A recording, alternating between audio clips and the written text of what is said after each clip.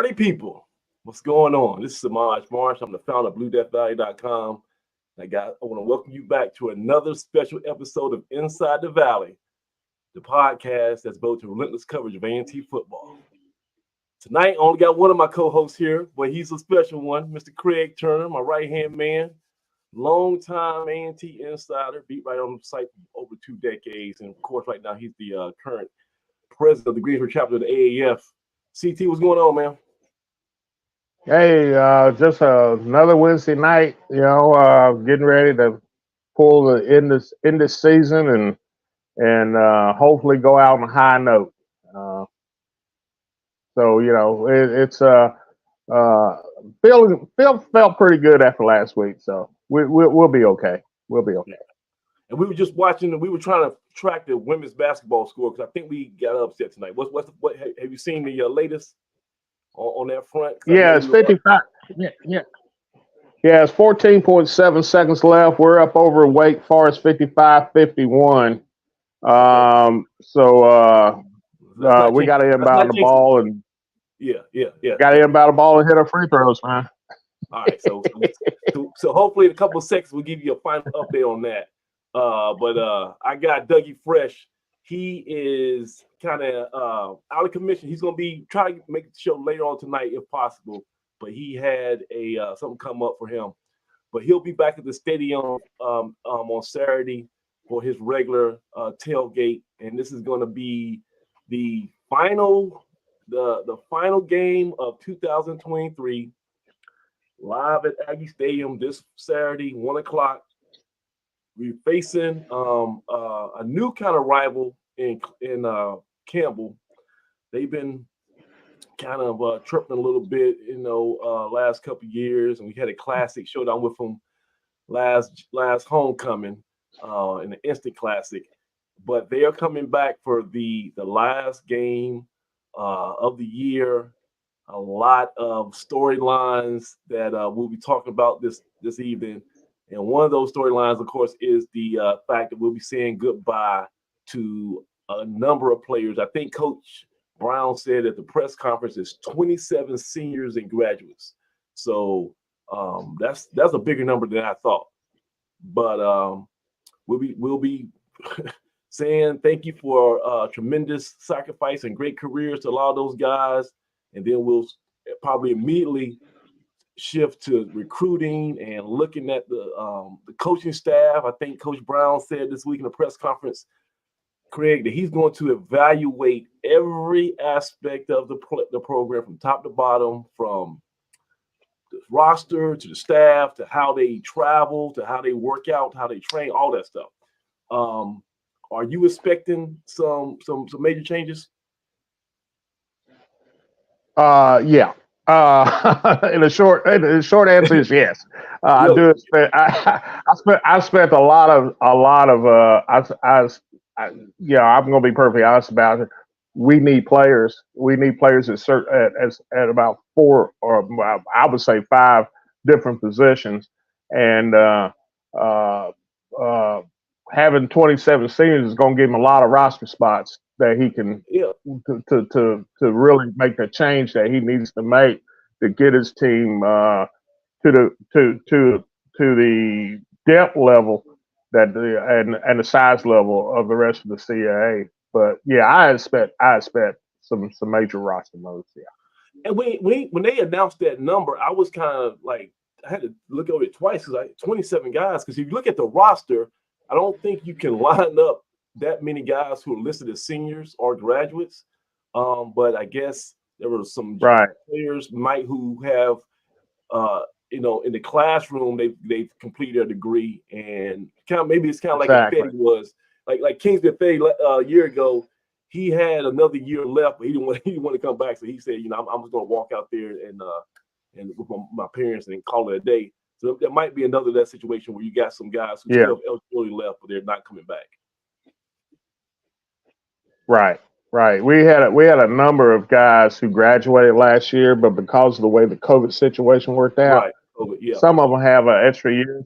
1 or 2 of them have a couple years they can play. But I think realistically, if you're unless you're really in love with the game, or you have some prospects for playing beyond your college days.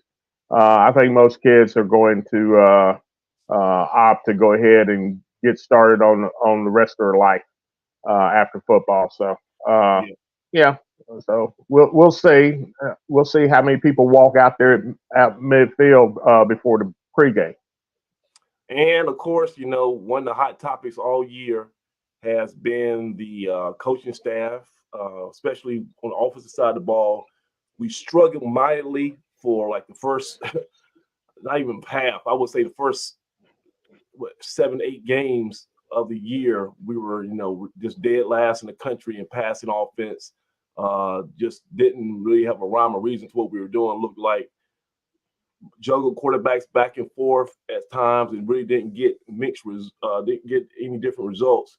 But over the last, 3 games, Craig, we've seen to kind of hit our stride especially with the passing game. Yeah. The last 2 weeks, it's been Eli Brickhandler kind of filling in for KJ White. And I got to tell you, Craig, I've been liking what I've seen from Eli. He looks pretty solid behind center right now.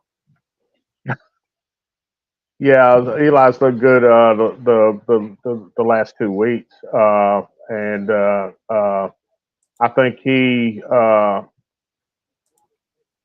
he's playing. He is playing so much better than what I saw him at the beginning of the year, and I think it's mostly because he's not trying to do everything. I think the first couple of games of the year, I think he was trying to do too much. Yeah, and he seems now that he has matured in. Kind of settled down a little bit. So maturation, maturation would do that. And I saw some good things out of him along that sideline this past week, where he kept those guys together. He made plays. He made some big plays with his feet. I mean, what was a third and 25? He picks up 30 on the scramble. That was a heady play. Yeah. Heady play. He made a great pass for the touchdown to Jones in that corner in the end zone that got us on the board. That was a very well placed ball. The back shoulder throw, and even his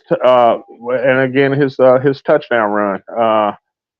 So he's proving out he's starting to play like we thought he would at the beginning of the season, and so I think going into next year we're in good shape as far as the quarterback room, as we won't have the inexperience factor to deal with next year. Well, you know what? I asked Coach Brown at the press conference, is the starting quarterback for next year currently on his roster? And he didn't really hesitate. Yeah. He said yes. He said he thinks so.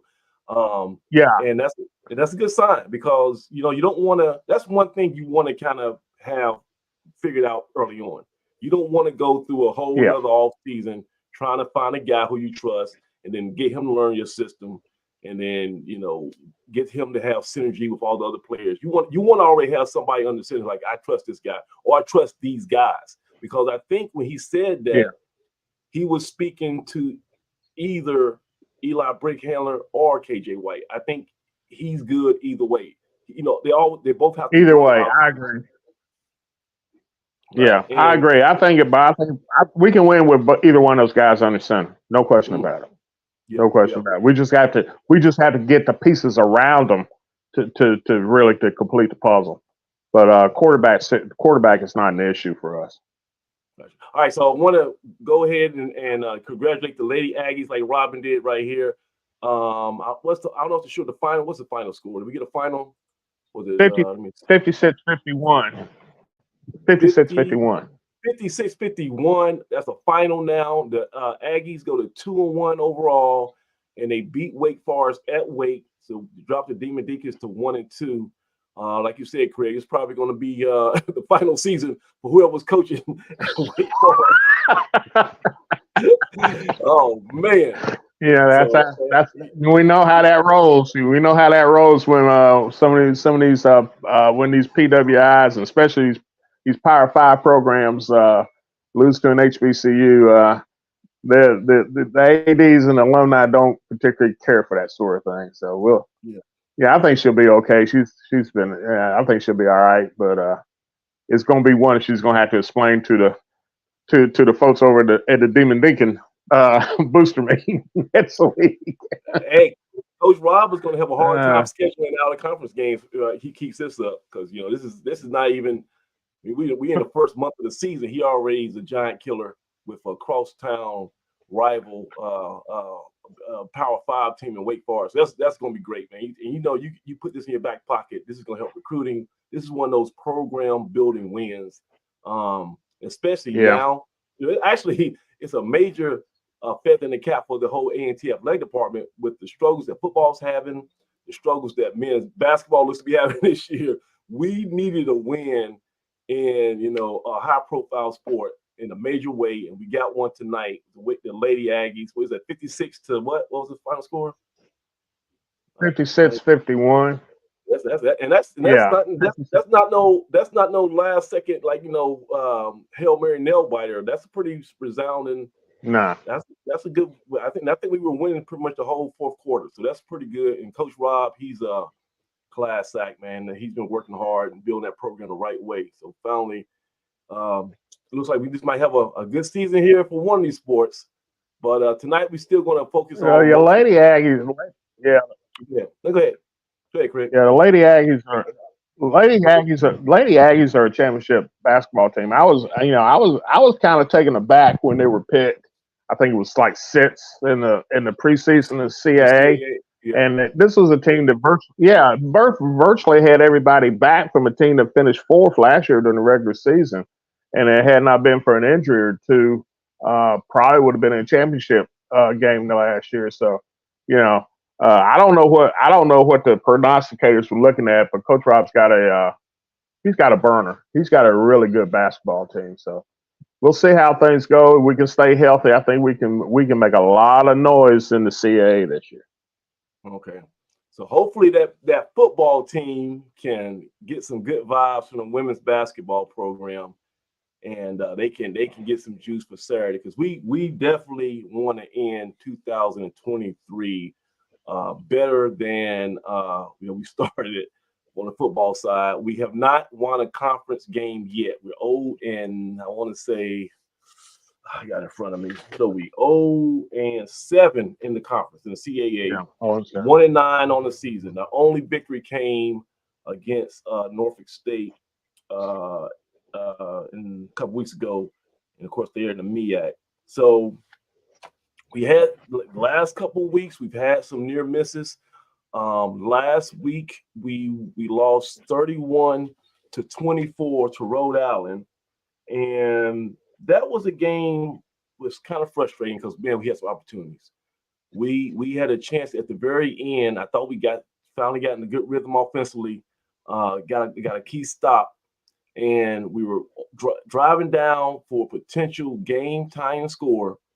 And once again, we found a way to seize victory seize defeat from the jaws of victory, because my main man Kenji Christian still has that fumble problem, and for the 3rd week in a row, he laid one down, and that was all she wrote. I asked Coach Brown about what can you do as a coach when you have a great player who's a big part of your offense, but he's inopportune times he's giving the ball away. And Coach Brown was like, look, it ain't my fault. he got hit to his early Silk the Shocker mystical days, and he said it ain't my fault. He said, look, we work with those guys every week. We tell them keep the ball high and tight. We show them. He said, I even told the guys in the second half in the locker room, all 3 running backs, I went up to them. He said, I told them they're going to be reaching for that ball. Y'all got to protect the football. And lo and behold, we still had a costly turnover. What did you make of that, Craig, when that happened? Well, it was disappointing. But the fumble, like a lot of his fumbles is usually when he's trying to Excellent. run over and get a second effort. Yeah. And so for that, I can't blame him. It'd be different if he was just, like dropping the ball on the ground or something like that. But you can't dog a kid for effort. He's a really good running back, and he gives great effort. He just needs to realize that when he's being game tackled like that, especially in that type of situation, he's got to get both hands on the ball. And but it's an effort thing, and some years you just snake bet. I mean, I'll just be honest about it. Some years you just snake bet. We've had years at A&T where the football gods have smiled upon us and everything fell our way. I mean, we would have miracle wins, miracle plays or whatever. And this year, it's shoes on the other foot. We've been in most every game we've played this year. We've been in the contest, and then there's always been a series of miscues, a fumble here, a bad snap there, a muff punt. It's been just a lot of little things that just kept us from getting over the hump. And when you're as young and inexperienced as we have been all year this year, you don't have any margin for error. None. And I agree. Yeah. So it caught up. It's been catching us, but we're due one. It's the last game of the season. We're due to have maybe a little bit of that karma reverse itself a little bit. Well, I'll tell you, I watched a little bit of Campbell's highlights this year, a couple of games. And I hate to say this is probably some super bulletin board material. But one thing I noticed about Campbell, they don't deal well with adversity. Once things start going bad, it snowballs. Not just in game, but that is true. If they lose one or two tough games, it's like they check out, man, because they're on a 3 or 4 game losing streak, and they lost big time in the last couple of weeks. They got blown out by I don't know what's going on with Campbell because they've lost 6 of their last 7. Wow. The only game they won, they beat Hampton in the last seconds by 3 points. But other than that, let's just go back and look at them.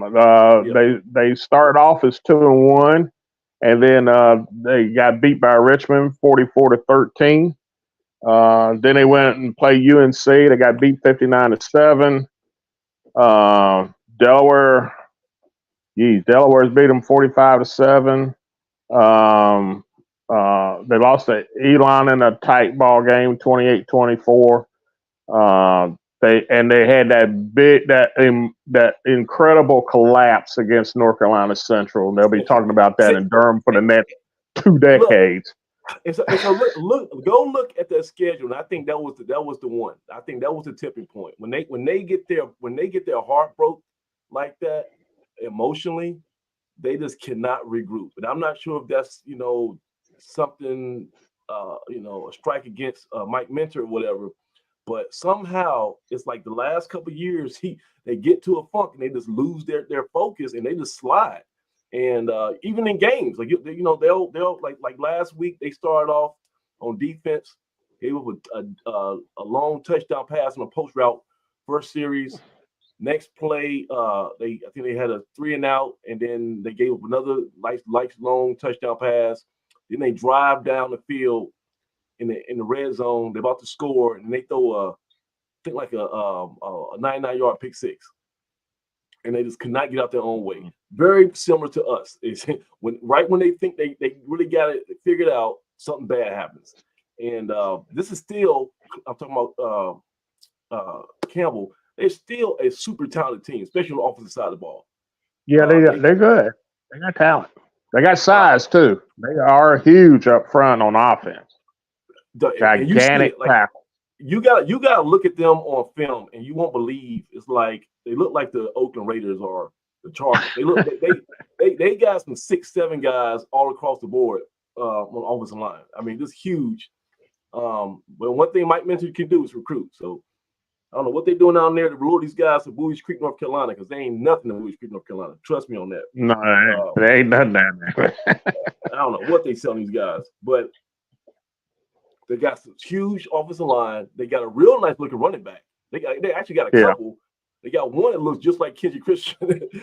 he's like the split image of Kenji Christian. He runs probably a little bit. He's probably even a little bit faster. And then of course they got Hodge, Malik Williams, who you know the story about him. He wanted to come to A&T a couple years ago. We didn't recruit him, or we recruited him, but we didn't pull the trigger. Somehow he ended up at Campbell. And he has like this, this burning desire to always beat us. He almost did it last year. They came out on, guns blazing. They went out 28-7 in the first half, and then we had a great comeback for the greatest homecoming victory of all time, led by a guy, Jaden Fowler. So he definitely has a chip on his shoulder still.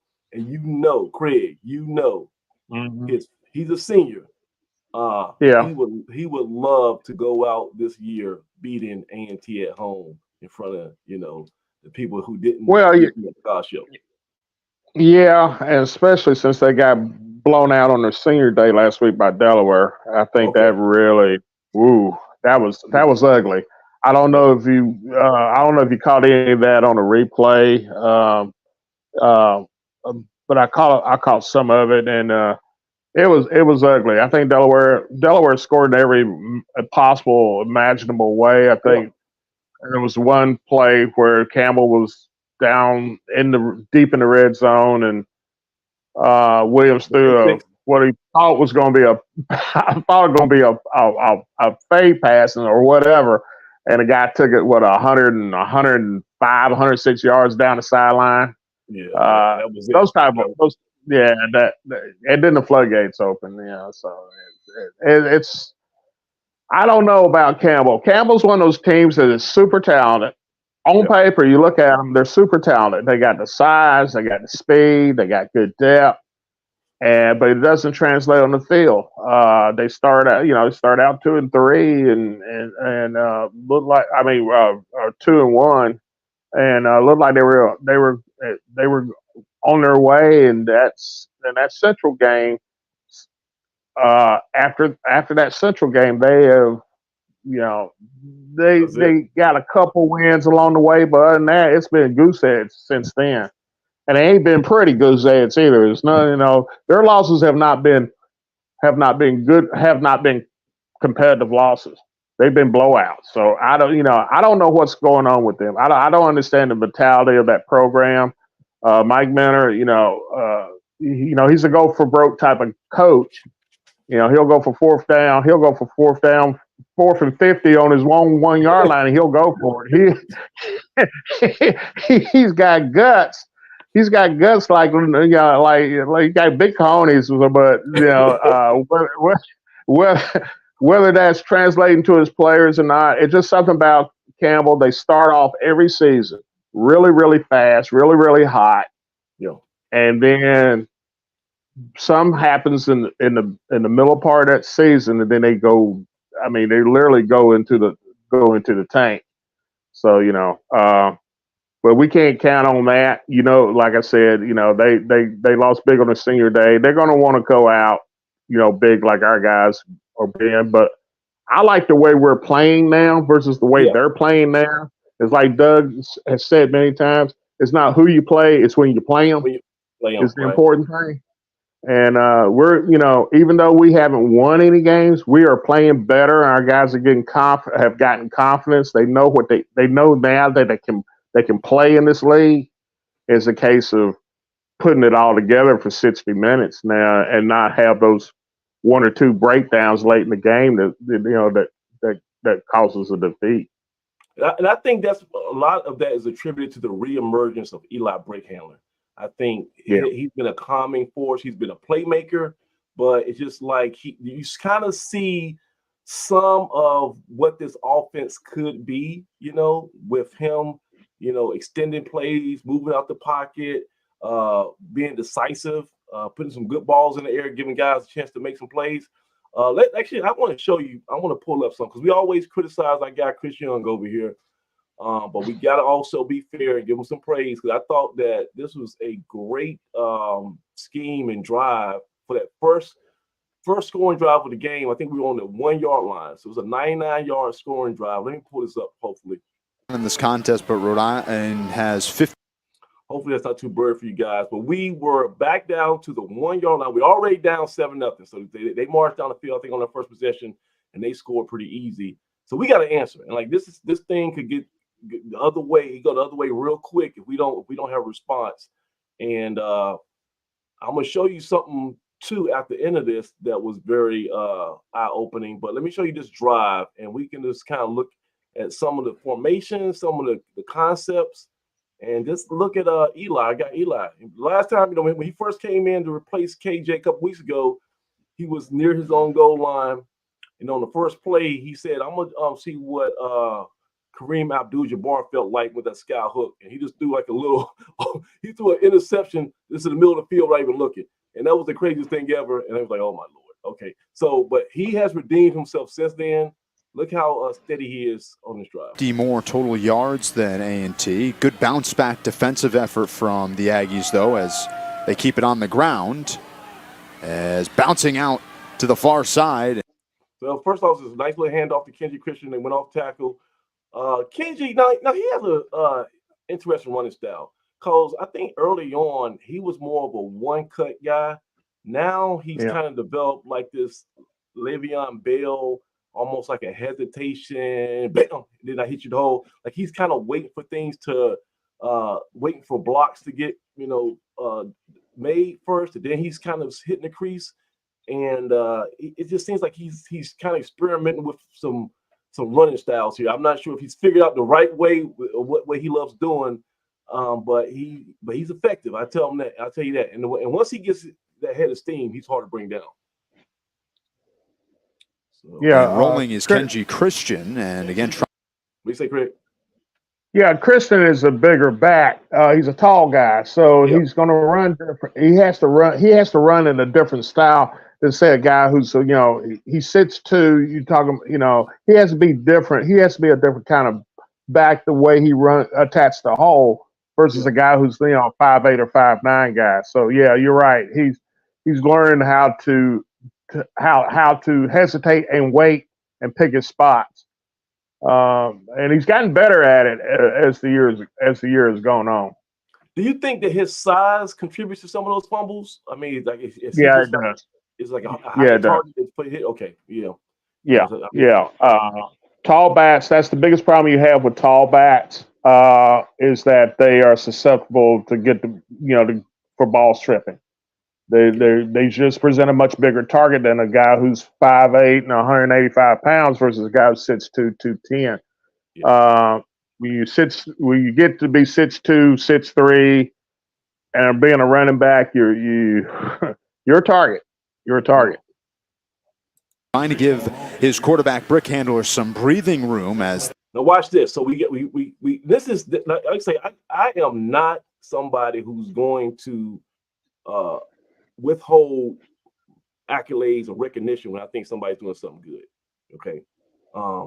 Chris Young, he was down enough. So it might have been, like I say, the way we had this press conference on Monday, Coach Brown made it seem like he has taken a more assertive role in the game plans for not only the offense, but also special teams. But he said some stuff like, I told our offensive staff, we're going to do this. Instead of just being, taking a step back and letting those guys figure it out or, designating these guys. No, he's saying, I want you guys to do this. So maybe it's been more collaborative. I can definitely see a difference these last 3 weeks. But Chris Young is still the guy whose name's on the thing that says offensive coordinator. So I'm gonna give him if I give him the blame, I'm giving the props too. So I like this. We ran a play at the goal line, and guess what we do, Craig? Immediately we go no huddle. We go up tempo, hurry up right on our own goal line, which is something you don't see a lot. But it caught the defense off guard. The heels are pressed up against their own end zone. 2nd and 8, 2-yard gain. Yeah, A&T comes out in their tight set, backed up. So that defense is lost. They don't know what's going on, and we catch them offside. Up against their own goal line. One guy that's going to impress you tonight is Kenji Christian. He can run the ball, and this is one guy that knows how to finish runs. You'll notice he seeks out contact at the end of his runs. So we stole 5 yards just by going up tempo at that right moment, and that's what you want. You want your coaches to give you a schematic advantage somehow. We're at the 1 yard line, and then we stole 5 extra yards after a run just by going up tempo. Brilliant, great coaching move, right? So now it's 2nd and 3. Here are the Aggies again. And look what we do here. We start and we put our tight end in motion, right? We start him off on at the regular end of the line, then we put our tight end in motion, and this sets up a nice little screen route, right? A screen pass to a guy who has trouble catching the ball downfield, but he's still a playmaker. So we give Jakari Caldwell a nice easy catch, and we put this tight end in motion to block for him. Looking for the first down of the game. Brick handler throws it out, a screen pass, and it's caught. 1st down. And so now you got your confidence up. You got it's a twofold thing, Craig. You give Brick handler an easy throw that's you have no chance of it being picked or knocked down, right? You got a tight end running in front of him, and then you got Caldwell easy catch and run. He got a lead blocker already in motion. It calms everybody down. It gets everybody, this some easy win. And now you can start the rest of your drive with the rest of 85 yards to pay dirt, and you build some good optimism. So this is, I love what we're doing so far. Reception for Jakari Caldwell. Longest road trip of the season. A 724-mile trip here to. Once again, start doing the motion. And it's stuff we asked for, Craig, right? We said let's not be so predictable. Let's put guys in motion. Let's move guys around. We got Tamon Cook, who's the scariest guy on the field for us. And when you put him in motion, I don't care what the defense thought they was do, they're gonna take notice. Because that safety's gonna go. That safety's gonna go with him, no matter where he goes on the field. They got to, because what have we shown the last couple of weeks? That jet sweep, right? We're doing that reverse or the jet sweep to Cook. So people have seen that. So when they see him moving, their antennas go up, right? So this is what we talk about. Great scheme. We are setting things up based on what our previous tendencies were. So you watch our film, like, okay, when they go in motion, they usually hit something. Let's watch out for it. So we setting this up. Kingston, their 2nd longest was just 482 miles. Unfortunately, Brick Handler forgot what the play was. So we got a repeat of Duke last year when he just went the wrong way. To University of Alabama, Birmingham early on in the season. So this is uncharted territory But because, we keep our feet up, and Rhode Island, I think they were in the MEAC last year before they got to the that was the most undisciplined. Listen, Craig, that was the most undisciplined CAA team I've ever seen in my life. That they were, man. I know you're right. I thought I was watching. I thought I was watching the MEAC, some of our old MEAC games. They were getting a lot of personal fouls, a lot of late hits, a lot of talking, pushing, everything, man. Yeah, I don't know what the deal is with them because we've never played them before, so I don't know what the deal is with them, but they had a little bit of an attitude, so but I'll take those 15 yards any day. If that's what you want to do, that's fine. I mean, after they just had, and that's when it usually happens too. That's when it used to kill us last year. We make a good play, right? We do something to get in a favorable down and distance, and then we do something boneheaded after the fact. I mean, we had whole shows about this last year with Coach Washington and the personal fouls, and here as we go to the CAA, and lo and behold, it's just not the MEAC, folks. It's some teams is undisciplined no matter where they at. So the quarterback gets thrown down, and that's a penalty you can't take if you're Rhode Island. Yeah. Unnecessary roughness. Wow. And again, this drive started. So now we're at the 27, right? We're at 27. Yeah. Got a lot of good breathing room. And looks like we're going to run the same play again. Watch this. Way back at the 2. So quickly the Aggies find themselves at the So I think Chris Young's like, shoot, that worked. I don't care how we got 15 yards. We got it. We just try it again. And he probably told the guy, keep talking to the game. Maybe he'll throw you down again. So we run the same play. The 28. Plenty of breathing room. This time, Brickhand goes right way. And he gets the ball now. And you can conduct your full offense. Don't like that. Is that Charlie Dixon? You can't be cutting 15 times before you get to the front to the line of scrimmage. You hit the hole. You got to go ahead and hit the hole. You can't dance. You can't be the dancing bear. You're too big. Hit that daylight. Fall forward. Give me 2 yards. Don't go backwards and lose 2. So they go back on. Aggies have life. So Brickhandler on 2nd and 10. Roll out the pocket. Got his feet set. Has some time. Running back picked up a blocker. They throw it downfield, and it's incomplete. And it brings up 3rd and 10. Clock stopped.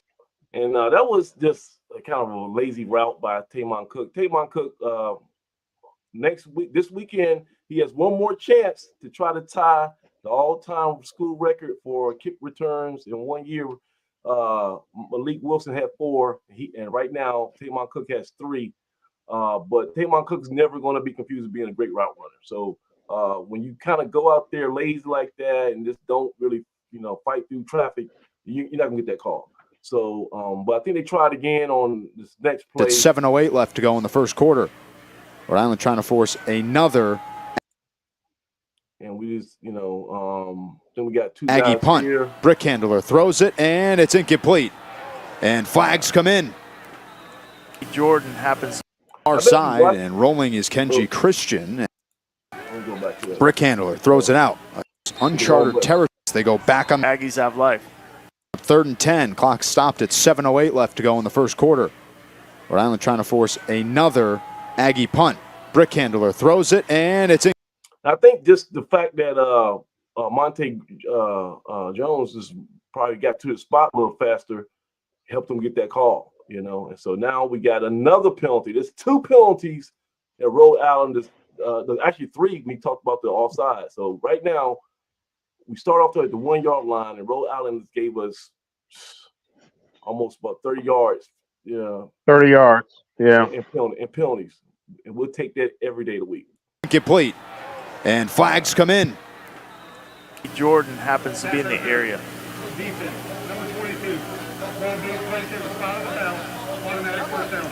Rhode Island penalized 3 times on this drive for 35 yards as Brickhandler rolls out, throws, and it's complete. Complete and tiptoeing on the sideline. Plenty of space, and finally pushed out of bounds. Amonte Jones. And we talked about this too, Craig. I don't want to take all the credit, but I'll take some. I remember we was on here, and we said, let's have some flood concepts. Let's roll this guy out the pocket and give Brickhandler a high-low option, right? Give anybody who was, I think it was KJ White at the time was the quarterback when he said it. But just don't have him sit in the pocket with 3-step drop, hoping that he's gonna just develop into this great pocket passer. That's all these guys are fleet of foot. So get them guys outside the pocket so they can see the whole field, and you split it in half. You got one guy coming across maybe 5 to 7 yards, another guy 15, 25 yards deep, and you can pick and choose which one's open, and then push pressure on the defense, right? And that's exactly what we did here. And look at it again. Brickhandler roll. So if we want, we can dump off to Tamon Cook right in front of him, and if he has a head of steam, and then right, behind him. Going right, he's got a receiver barely open. I thought you or I did a good job trying to jump that route, but a lot of times that'll open you up to on the other end. Hey, and Craig, you gotta admit, Monte has been he stepped up, man, these last couple weeks. Yeah, well, Monte was is about as good a slot receiver as you'll ever find. Right. He's been hurt off and on during the season. I think that's one that has kind of hindered us early on in the season as far as the passing game. But now that he's healthy, you see what type of ability he has to find space and to get separation. So he's going to be an integral part in that offense going forward. No question about it. Yeah, and like I said, I'm not sure if we have a full recruiting class this off season and we hit that transfer portal that Amante. Oh, we're going to hit. Yeah, but I'm saying I don't know if he's going to end up being the X, which is kind of like the number one wide receiver next year. Yeah. Because Tamon's going to be graduating, and Caldwell, I don't know what's going to happen to him. But I think that like you said, he can play that slot, and we can live. I personally, this is me talking. I think we need 2 new, wide receivers on the outside. I don't think anybody who's on our roster right now is a starting outside wide receiver. I think Amante can play it, but I think he's better suited to be inside and working the middle. Give me some taller guys, some jump ball you guys, and who can stretch the field, do all that kind of stuff. But like I said, I think he's somebody who's earned his scholarship, and I'm looking forward to see him matriculate and get better over and over in the next couple of years. Credit Saeed Gibbs sprinting from the far side of the field to the near side to knock him out of bounds as Brick Handler keeps it. He gets chased down and tackled by. One thing about Brick Handler, he takes the worst hits. Like even when it's a regular tackle, it's almost like he's getting slung halfway out of his helmet. Like it just always looks painful. In all fairness to Brick, I like him as a quarterback, but that he ain't KJ. He ain't KJ on that, as far as the foot race is concerned. He's gonna lose that one every time. But you know what? But to his credit, ain't nobody KJ when it comes to that though. I mean, like, see, we might have that's true. We might have like one. I can't talk about Power 5 guys, but from what I've seen, just flipping through the channel, there might not be 3 guys in the country that's more dynamic than KJ White with his feet in open field. Like as far as quarterbacks, that dude is you're legitimate. Right. That dude's a legitimate home run hitter. So, but I just hope that Brick Handler, because I want him to be part of this program, and I want him to be, in the conversation to always be a starter or splitting reps. My whole theory is you got KJ White, you got Eli Brick Handler. Both of them are going to be completing their freshman year, right? Brick Handler's a redshirt freshman. KJ's a true freshman. You're not going to redshirt KJ next year, right? Forget about that. Somebody said something crazy about you can redshirt. No. You're gonna once you take the lid off the thing, you got to open it up, right? So you're going to have both these guys. I don't want to speak for anybody, but I think that some other quarterbacks probably going to read the writing on the wall. They're going to look for opportunities elsewhere. I get the feeling that KJ White and Eli Brick Handler are considered the future of the A&T football quarterback position. So I don't see the logic in choosing one of them and then just putting one of them behind glass and say break only in case of emergency. You got to find a way. No, you got to find a way. Oh, you disagree? No, I say you probably will develop in the offseason. You probably develop since there's a lot of similarities between them. Yes. So there's only so you don't have to do a total overhaul of your offense if one comes into the game and the other one comes out. Right. I think there's some subtle differences that you'll make in your play calling. And some of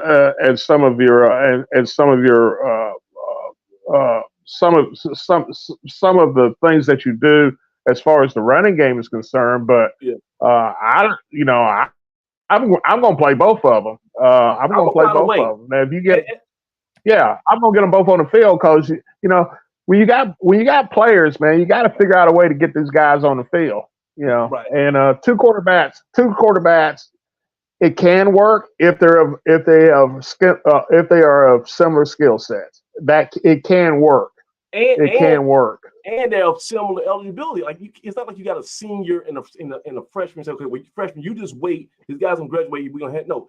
Both these guys are here for the next 3 years, And we ain't that talented. We can just waste big time guys and to say, you know, you just hold on and wait for somebody to mess up or get hurt. Okay, because then you're not even that's not even the right energy. You want to be on the sideline legitimately rooting for, like a running back, like a running like when Graves and Kenji are going back and forth. Graves is not saying, damn, I hope Kenji gets hurt so I can get no. He's like, go ahead and get your yards because I know I'm about to go into this next call and this next series and we're gonna do a tag team. And you can have that same mentality at the quarterback position. Yeah, you can. You know, I think Florida did it when Urban Meyer was down there when he had who was it? Leak and Tebow. Yeah, he did the same thing.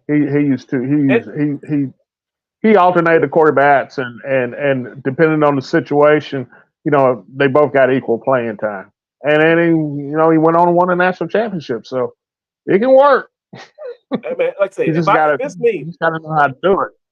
Craig, if it's me, I'm like putting both of those guys in the room. I'm saying, look here, we recruited both of you guys. We want both of you guys to stay. You guys had, you know, we had this whole Hunger Games scenario. We had 4 people in the spring. You 2 have emerged as co-starters, and we're going to build this program around both of y'all. And it's not going to be, you know, I mean, the competition is y'all both have to get better. And if one person just like leapfrog, you know, like this tremendously grows, more the other person will cross that bridge when we get to it. But assuming that both of you guys buy in, we're going to put y'all on billboards together, you know, and you can do it. You can, you know, what was the whole thing when they had the Carolina Panthers had Kevin Green and what's that dude's name? Lamar Latham. They had like a little sugar and spice or salt and pepper, something, whatever. You can have a whole campaign on 2 quarterbacks. Both of them are dynamic. Both of them got arms. Both of them are, you know, charismatic. And I'm telling you, I'm ride with that more so than, okay, Brick Handler, you want a job, KJ White, you just wait over here and we're going to put mothballs on you for a whole. Nah, forget that. KJ White like, thank you for telling me that. I'm out of here. Peace. Transfer portal, here I come. Ain't nobody staying. None of these guys are going to waste 3 years of eligibility unless they are the guy. And they can both be the guy here if we have the right coaching staff that sees it and puts together a plan for them. So, even if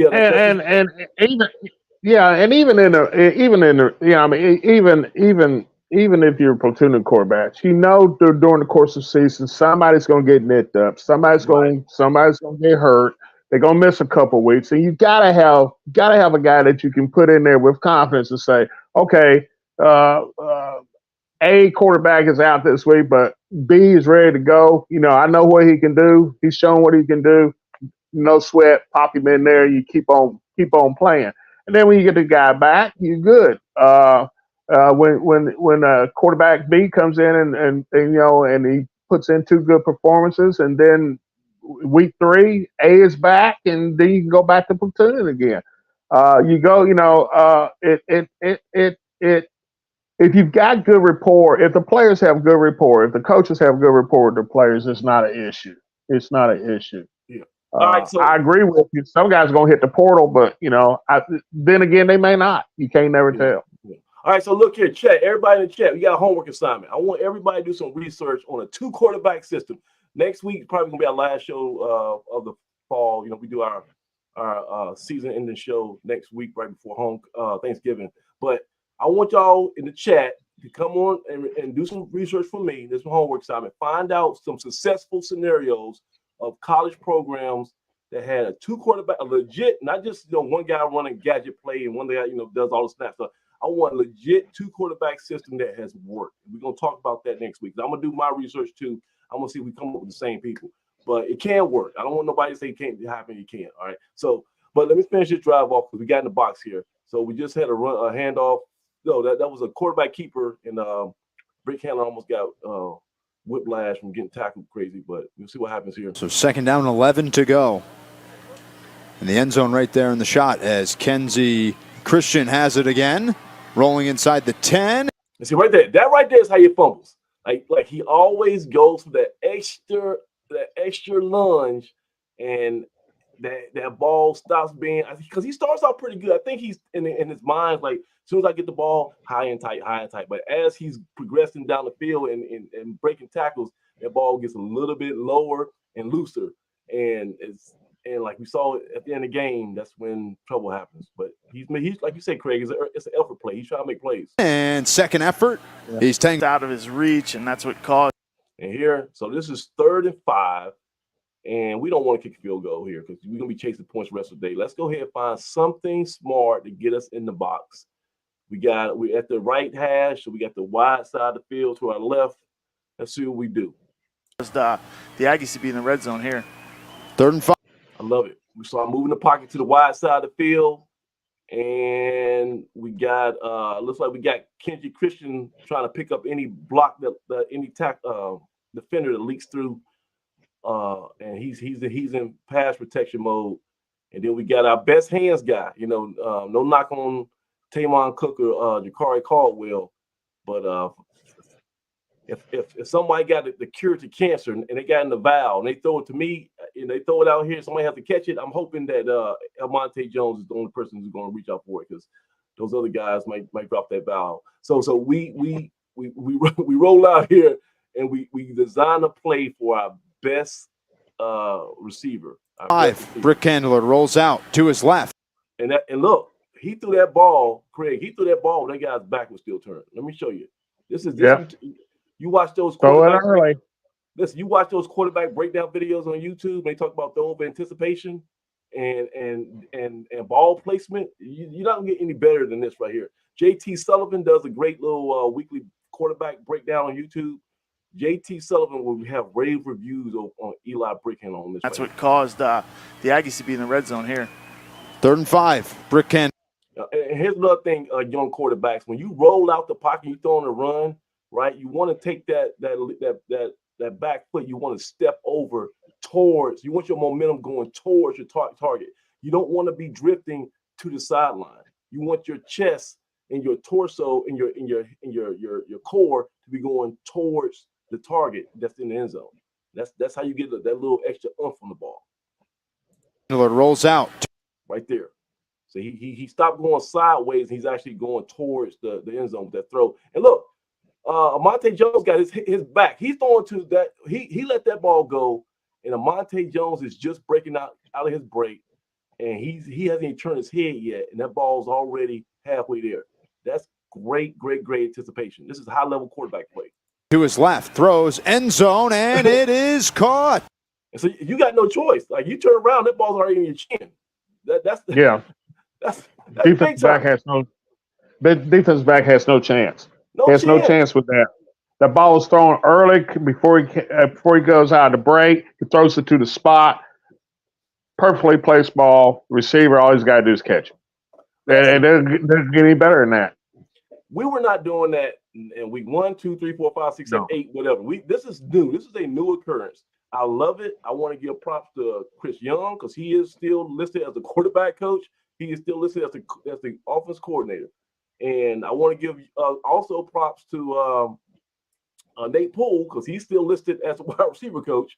And this is some great play from number 3 to come out of his break and already be looking for that ball. So they obviously worked on this, and they just didn't draw us in the dirt before the last time out. This is something they worked on and executed perfectly.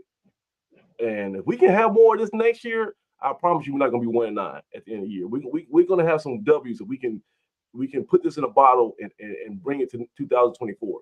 But that's great. A touchdown for the Aggies. Amonte Jones had that big reception down the near sideline, and now a touchdown for the Aggies. Brick Handler rolled left there and had great timing on a comeback throw. We'll see it. Just a straight sprint out. He's going to fake the fade, and as soon as he gets out of his break, that ball is there. Great timing.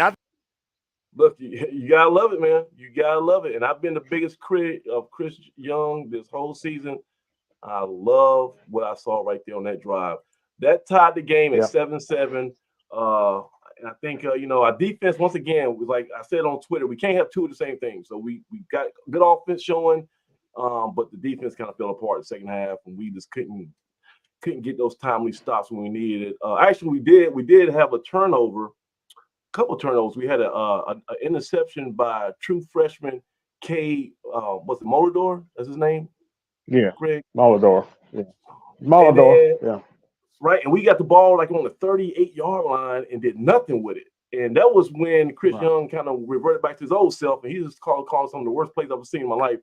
He had like 2 straight running plays in the middle of the field, and then we tried like a little screen that didn't. Well, it was, we had 2 offensive linemen in the flat. They had to block one linebacker, and they let the linebacker split through both of them and get the tackle. So the design was not terrible, but the execution was real bad, and we end up punting from like the 35-yard line, which makes no sense to me. Like, coach, you're 1-9, you're 1-8 at that point. If you ever are going to try, we kicked the field goal. Excuse me, I take that back. We kicked the long field goal, and it was wide left and short. So I had got that mixed up. So we tried the field goal. I guess if you feel like the Daphnator has that type of limp in his feet, you might feel good. Like, but I still would just prefer to go ahead and dial something up. It was still like 3rd and 5, 3rd and 4. We could have. I thought that was more higher percentage than the long field goal, but we didn't get any points, and that kind of came back to bite us at the end. But I do want to say, Craig, I think I figured out something, some explanation on why, what was different. At least this past week from the previous weeks. And you tell me if you noticed something different on the sideline. Okay. Trying to load this up. Yeah, hold on. It's still loading. My internet is kind of slow. So I hate when so I actually, let me see, is it processing? Oh, here it is. Okay. Are you on Time Warner or something? Yeah, man. Got the cricket. All right, so listen. Tell me if you know something different. Who is that on the sideline? Looks like your offensive coordinator, Chris Young. There you go. Now, maybe I'm imagining something, but I could have sworn a couple weeks ago when we were laying out some possible solutions on how to get this offense fixed. One of those solutions was get Chris Young from up that, the man in the high castle, take him from the box and put him on the field, and hopefully he can talk to the players and he can call the game from the sideline. I'm not sure how long they've been doing that, but they did it Saturday, and you saw how offense looks a whole lot better. Now, somebody from the brick handling camp says that the headsets weren't working. That's the only reason why they did it. I don't know. I'm going to say that's one explanation. I'm going to say that they've been watching Inside the Valley every week, and they finally took some of our advice.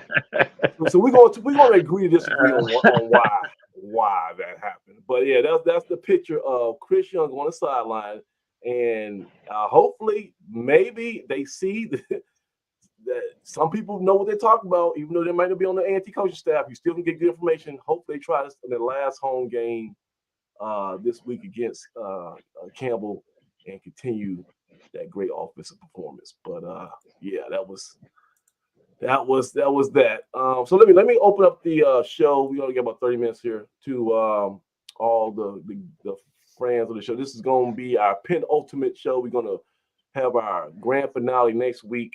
Next Wednesday, we're gonna wrap up everything, and I think we're gonna do our awards. We got to do our Doug's Dudes. Where's Doug at? Doug, we got to do our 2003 Doug's Dude Award.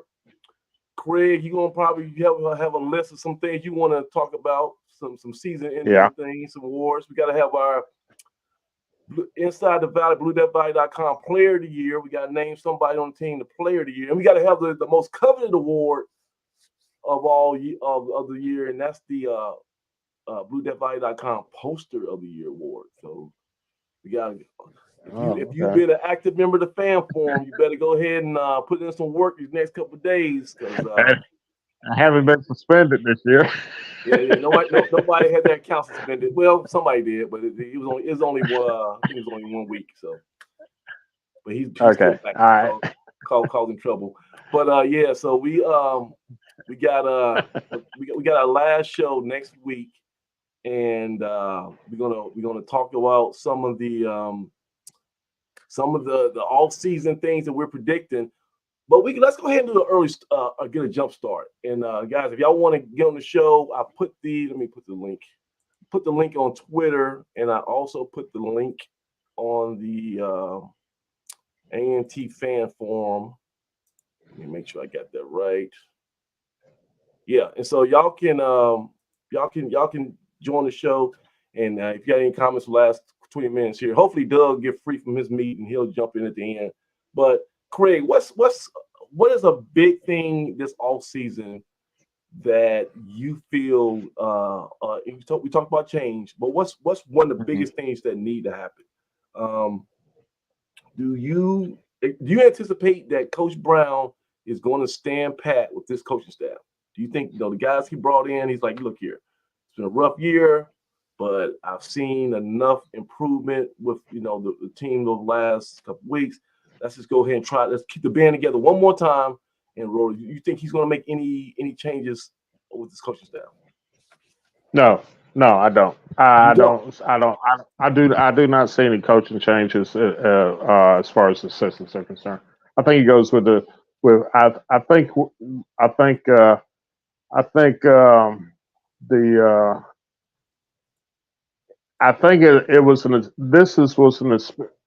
will be a little bit different if this had been a veteran of what I call a staff that had been together, a veteran staff that had been together for like 2 or 3 years. But first year staff, no. Are there things they can do better? Absolutely. But are there things that they did well? Yeah, I think so. I think bringing with a team this young to bring them along, and now offensively, I think they understand what they're trying to do now. I think the kids understand what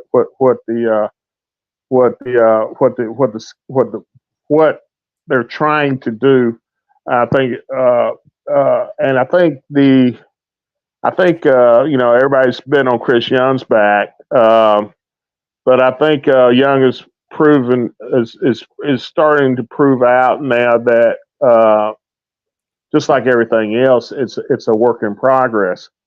And I think the kids have finally grasped what they're trying, or what the offensive philosophy is. So no, I don't see that. I don't see any changes in the coaching staff.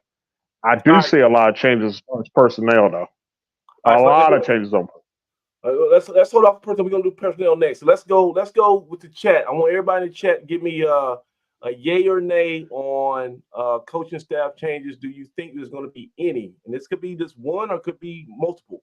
Do you think there's going to be any staff changes over the next couple of weeks once the season's over? You tell us in the chat yes or no. I think definitely Chris Young's dead man walking. I think he's gone.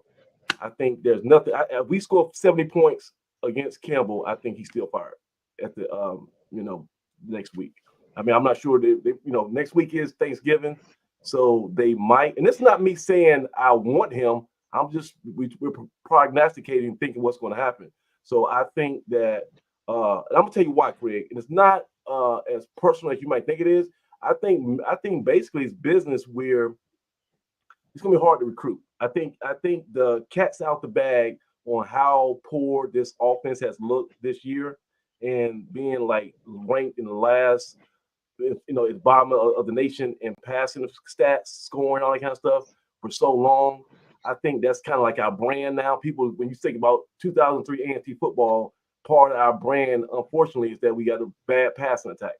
You're not going to have a good time. You're not going to have an easy time recruiting wide receivers or any skill positions on offense with that with that hanging over your head. So I think you gotta.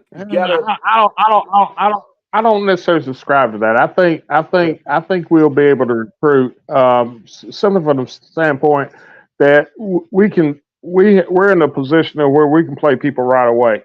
And the one driving thing about these kids coming out of high school now, and coming in from transfers from other places, they want to play, and they want to play right away.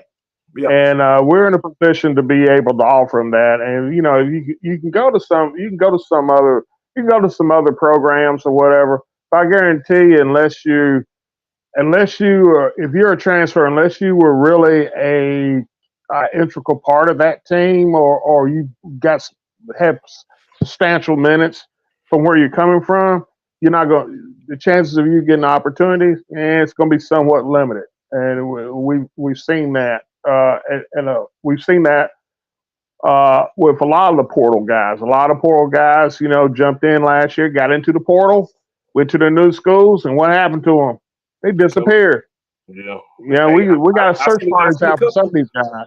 I've seen a couple who put out their little social media people, and I'll tell you, man, these kids got the best social media campaigns. I mean, I don't know who their graphic designers are, but if they just I swear to God, everything they do has to be a poster and graphics on it. I've seen some guys who left last year, and they're already back in the portal looking for another home. So the grass definitely is not always greener. Let me bring 94 here. So 94, you there? I'm here. Good evening, gentlemen. How we doing? Hey, what's up, man? So Governor 94, are you giving Chris Young a stay of execution, or should we go ahead and fire up the electric chair? What say you? Gotta go. Good Lord. Gotta go. That's it, huh? I'm like the same way. And I know it's I'm not wishing that, especially around the holiday season. You don't want to see no people unemployed, and coaching is a tough racket as it is. I just think we got to rebrand. That's the real thing. It's not, I'm sure if you talk to Coach Brown and anybody else, there's 1,000,001 reasons on why things didn't go well. Me and Dougie's not, he's tied up tonight. Doug, we talk pretty much almost every other day. And one day, I think yesterday, we were on the phone and was looking at the roster, and we was looking at guys like, dang, how's he still on the roster? We don't. I can understand now. You have to go to the roster. Let's go from like top to bottom, and you can understand why Coach says, well, we ain't no waiver wire. You got what you got. Because I understand we got a whole bunch of scrubs, right? But we don't have a roster full of D1 talent. Let's just say that, okay? And it was funny. We were talking. We were like, who one of the biggest pieces that we missed this year, who could have made an impact, was Stephen Davis II, Deuce Davis. Me and Doug were lamenting the fact that a true freshman walk-on was not available in the secondary. He probably could have helped us out this year. That's how slim the talent has been on this roster. That's the defense side of the ball, but even on offense, when Amonte Jones has emerged as clearly the best receiver on your team, you know what I'm saying? And guys you expecting to step up have not, you're limited. But to say all that offense was trash for a good 2 months. Okay, that's me, Craig, being politically correct. Okay, that offense was terrible. I mean, just the schematically, the pace. I mean, there times we were down by like 2 touchdowns and we were still going in slow motion in the huddle. It just didn't make sense. So you gotta get rid of Chris Young just to change. He needs to change the scenery. We need to change the scenery. It's not you, it's us. Okay, Chris, it's not you, it's us. You didn't do anything wrong. We just gotta change pace. We got to. You sound like Jada, man. Yeah, I know. Yeah, exactly. Right. Hey, listen. You sound like Jada now. I can vibe with Miss Pinkett. But so 94. When do you? So you say he's got to go. What do you go out and get you a high, big name offense coordinator? How do you handle that vacancy once you let Chris Young go?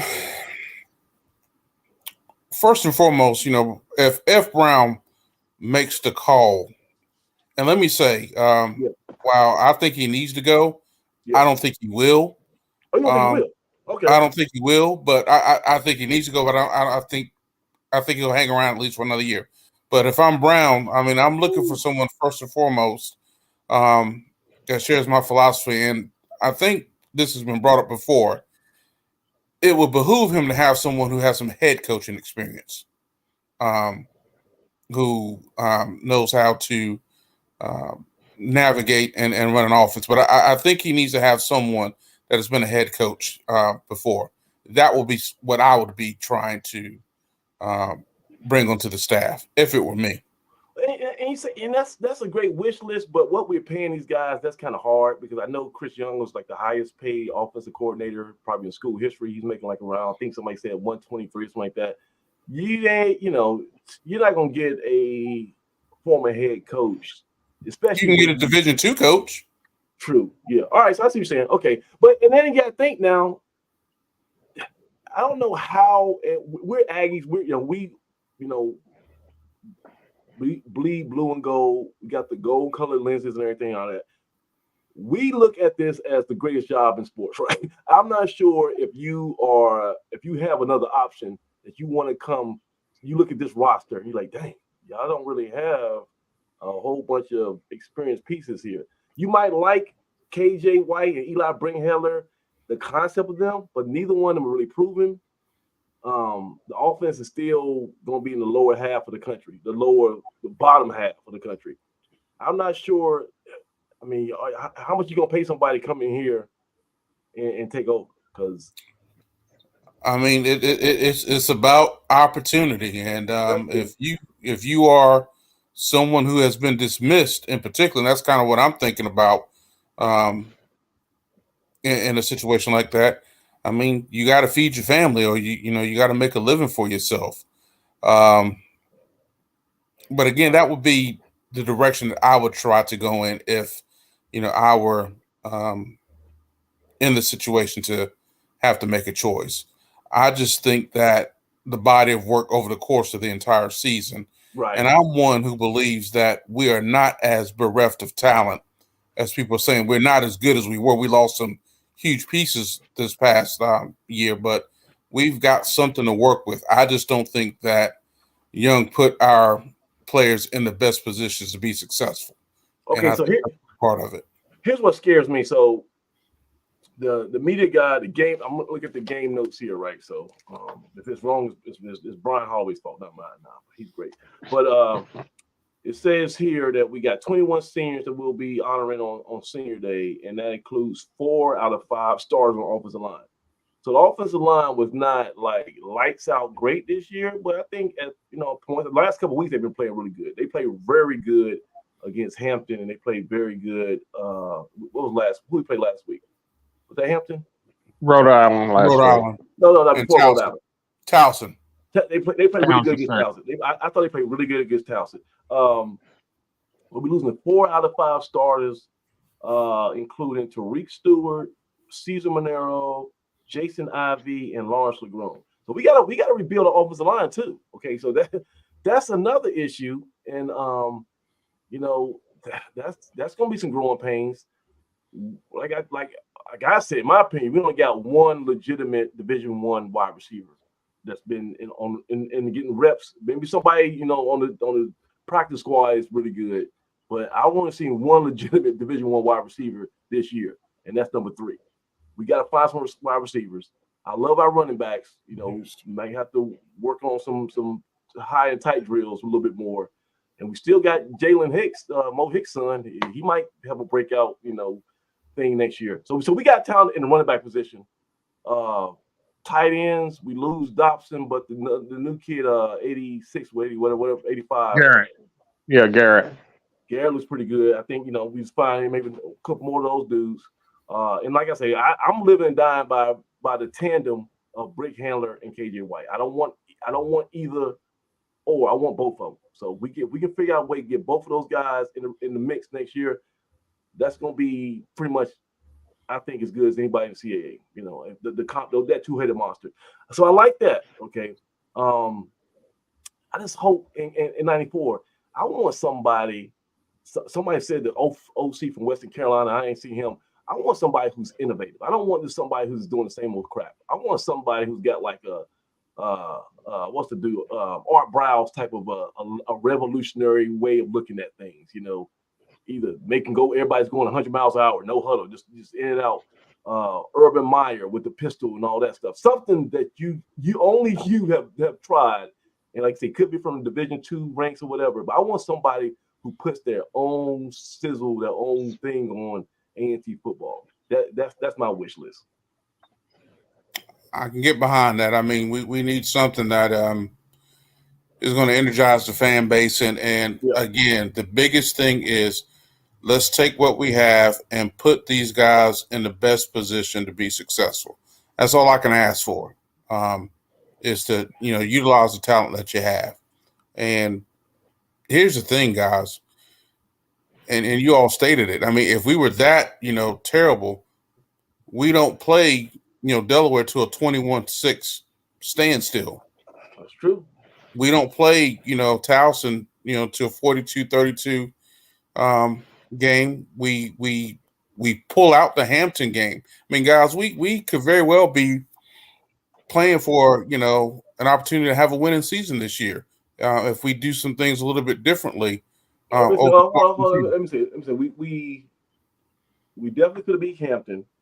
We definitely could have beat Townsend. We should have beat Rhode Island last week. So that's 3 plus the 1 we got is 4. So yeah, I think if we play Elon again, for better offense, give ourselves a fighting chance. Because you got to think, in that early part, we had no chance of winning.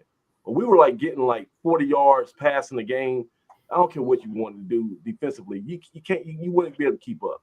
So now that we got this offense that's actually a legit offense, I like to play Elon again. I like to play Central again.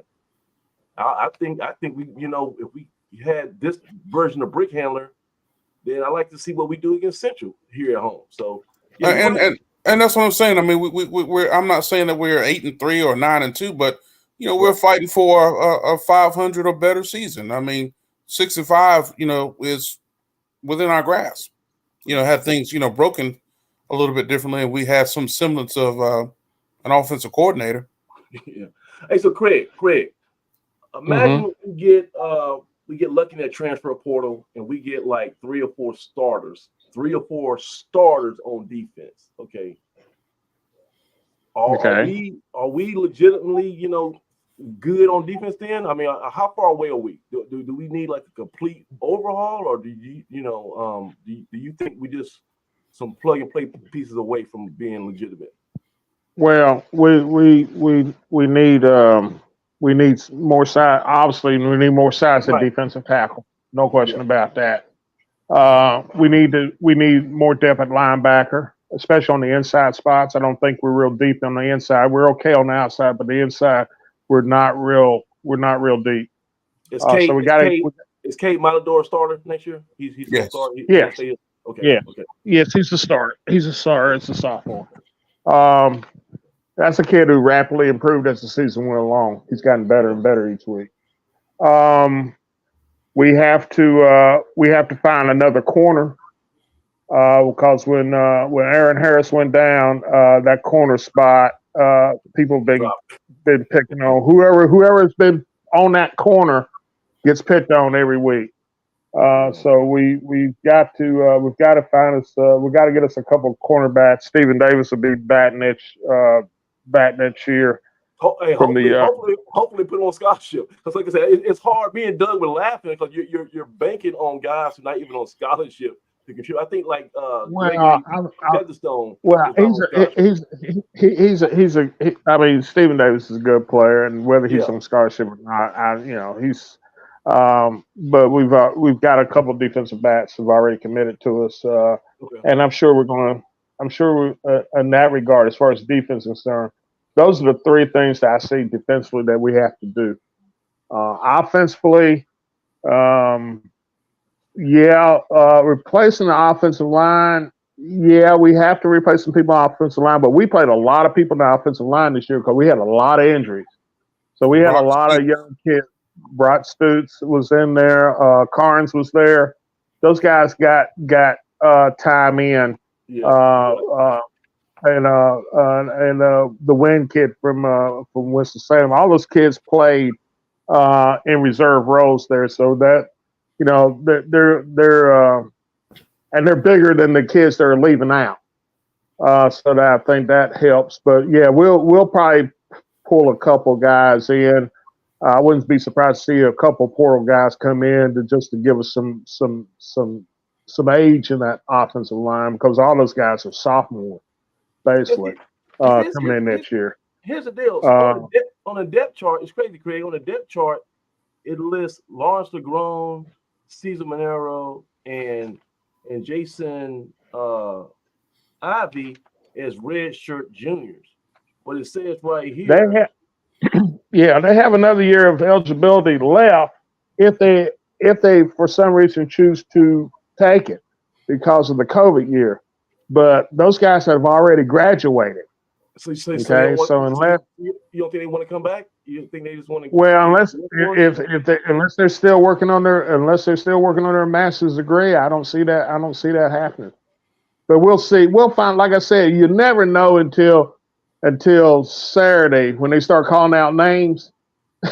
And they come out there. Yeah. We've been fooled like that before, where guys who we thought were gone showed up did not show out there, and guys we thought would have another year were out there on the field getting their roses or whatever. So, right. Yes, I'm just reading off the game notes. If it's not right, then yeah. So, but I hope it's right. I hope that they got this wrong, because I don't want to see all us have to replace 4 out of 5 starters, especially when some of those guys are listed as redshirt juniors.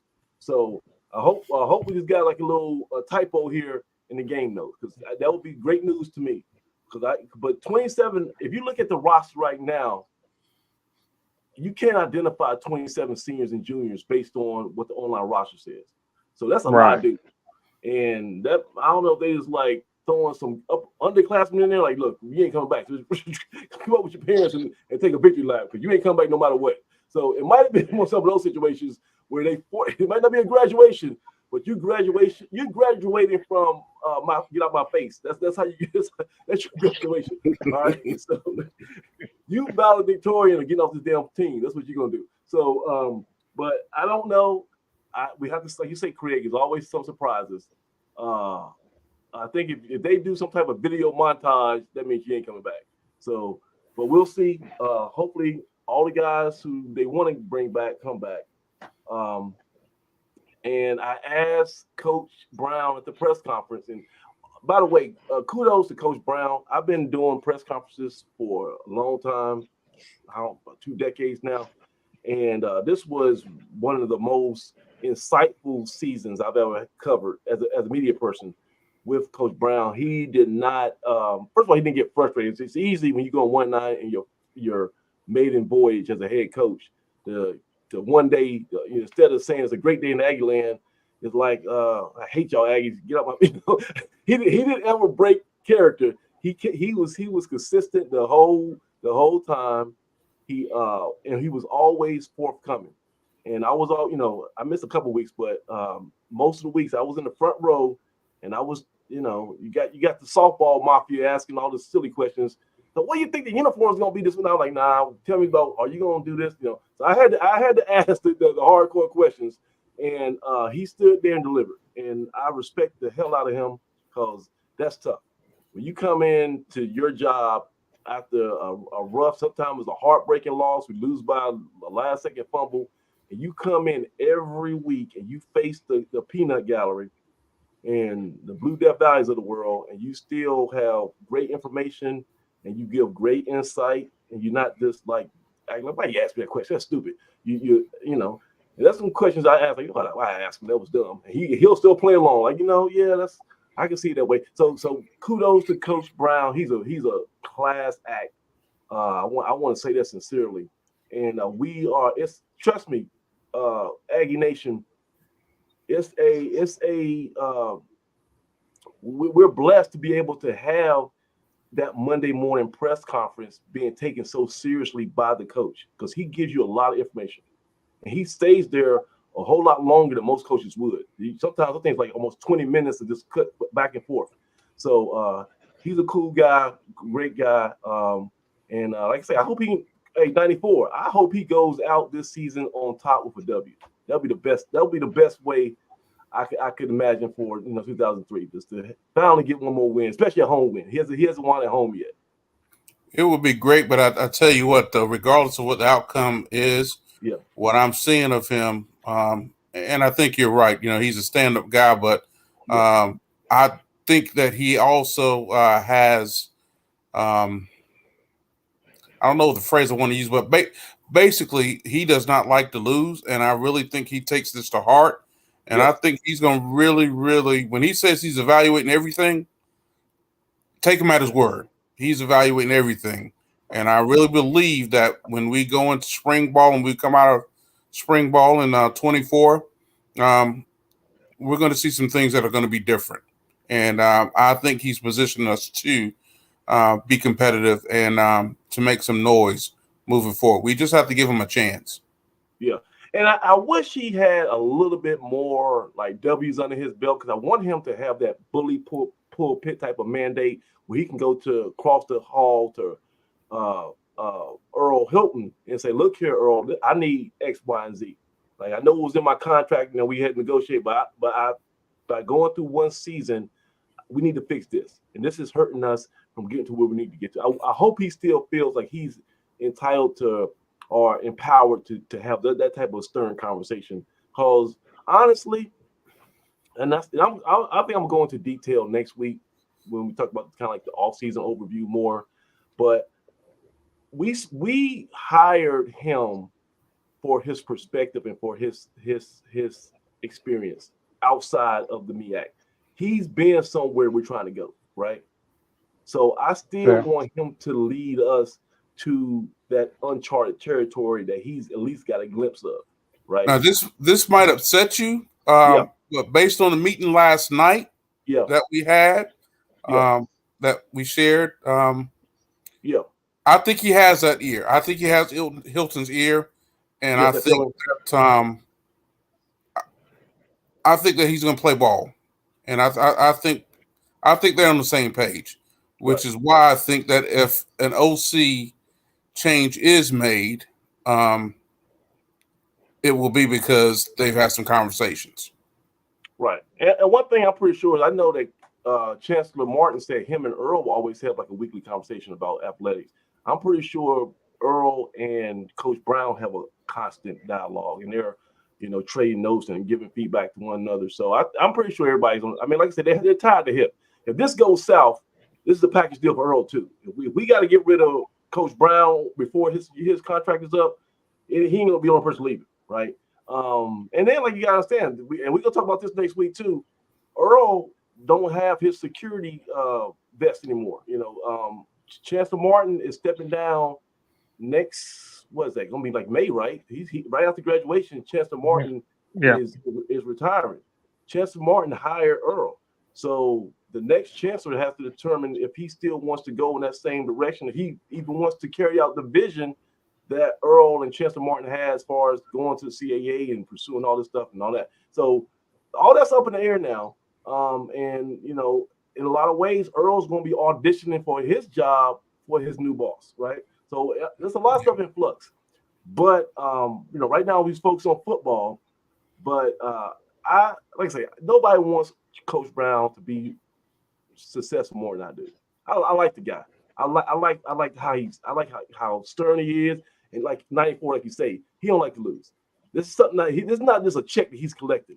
This is his name. This is his brand. He's a winner, and I don't think he wants to get into a situation where he has experienced this next year and have to answer the same questions.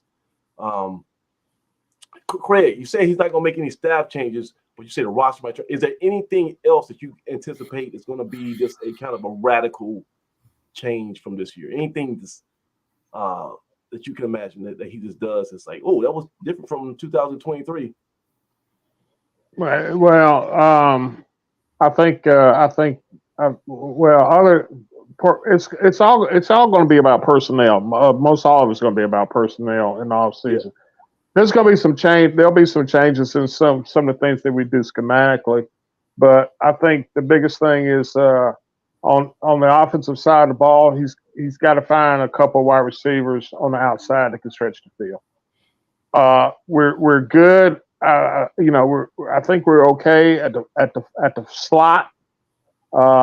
assuming that Jameson Warren comes back, who sat out this year because of the knee injury. But in any event, DeMonte Jones has done a yeoman's job playing in there as a redshirt freshman.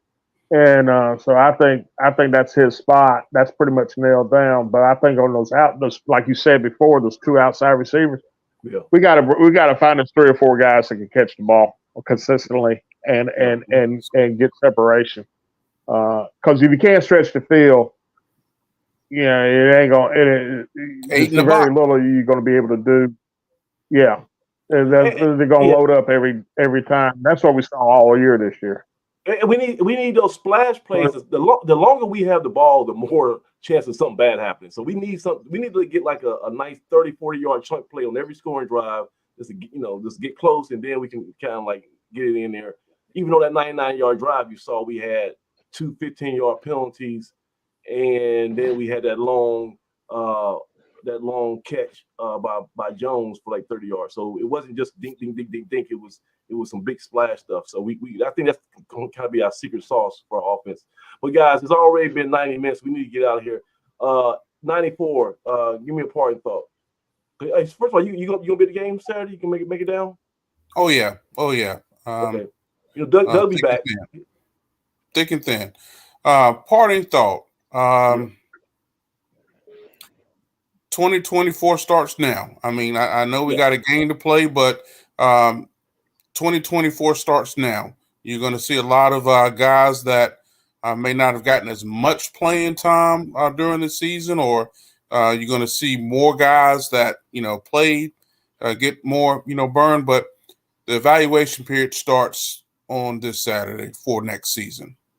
That'd be interesting. I like to see, like I said, we still have that rule where you only have, if you play less than 4 games, you get to keep your red shirt. So I'm not sure if there's anybody who is kind of on that cusp who, still can get in and still keep the red shirt.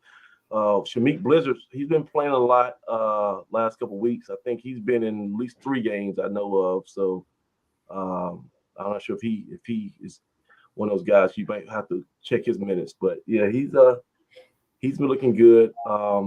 Craig, take us home. You got anything? Oh yeah. So is there any AAF news we need to know about before we get off? No, we had a real successful year. We got some big things working up for the big event working up for the spring, and I'll be talking about that as we get closer to the holidays. Once we get some details worked out, but we're looking for do a major event this spring on campus that we're hoping that all Aggies will participate in. You were talking about Shamik Blizzard. I'm just looking at my feed here, and Shamik Blizzard has gotten the green light to be the starter this coming Saturday. So we'll. Hold on a second. What feed you guys? This is like the bat feed. Hold on. I ain't seen no such thing. I have sources, my friend. I have sources. Good night. So damn it, you gonna wait till the end of the show to break that. So if he starts on Saturday, I wonder if in 94, I wonder if that's kind of like a slap on the hand for Kenji Christian, because I say, look, if you fumble, you can't start next game. But Blizzard started, so okay, I can dig it. Yeah, I think Shamik Blizzard is kind of like KJ White. He's too good of a talent not to give a shot, and he's earned and this is a good game for him to get in there and see what he can do. He came out of high school as being one of the best bats in the state of Virginia, and we were a lot of people were making comparisons between him and Tariq Cohen. So we'll give him a shot and see what he can do. Craig, and that's a great recruiting point too. If anybody is a high school senior and they're considering A&T, just know that we've had a bunch of guys who were who were in the high school this time last year who were major contributors. Cade Matador, Shamik Blizzard, KJ White. These guys were in high school last year, and they're some of our top guys. So we're not gonna hide you on the bench just because you're a freshman. If you can come here and play, no, you can play here. You can play. Yeah, you can play here at A&T. Yeah. So, we'll line it up, and we'll see if Campbell does another swan act. Do their dying swan act as they've been doing for the last 3 or 4 years. So we'll see. They don't finish strong. For some reason they fade fast, man. They fade worse. They fade worse than Walmart blue jeans. So yeah, they fade. They fade out. Lord, what's wrong? I thought Walmart was a partner of A&T, man. You could talk about that blue jean quality. But anyway, let's go ahead and get out of the phone. We're going crazy now. So look, Doug Brown will be back next week, and because he got to do his 2003 Doug's Dudes, he's gonna have a big show on that, and then but he'll be at the tailgate too. So anybody's looking for Doug, go to the spot on Saturday. You'll see all of us out there. Hopefully the coaches can get the first win at home, and because the coaches get real festive after a W, so we might get the chance to see some of the coaches come by the tailgate, get some food. But definitely hope that works out. Until then, for 94, Doug Brown in spirit, and Craig Turner in the middle, I am Samaj Marsh. It's been another great episode of Inside the Valley. Hopefully we'll see you at the stadium for season-ending victory over Campbell. Until then, we'll see you next week. Peace. Aggie Pride. Aggie Pride. Aggie Pride.